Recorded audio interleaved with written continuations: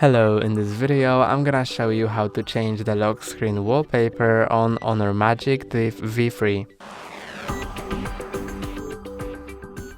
To change the lock screen wallpaper, pinch in on the home screen, then tap on Wallpaper. Now swipe to the lock screen, tap on Lock Screen Style, and now you can choose a wallpaper here. And I'm gonna choose a wallpaper from my gallery photos, and I'm gonna choose this one.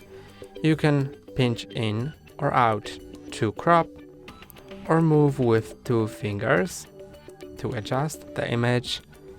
You can also see how it looks on the exterior screen, and you can click on the clock to change it if you want.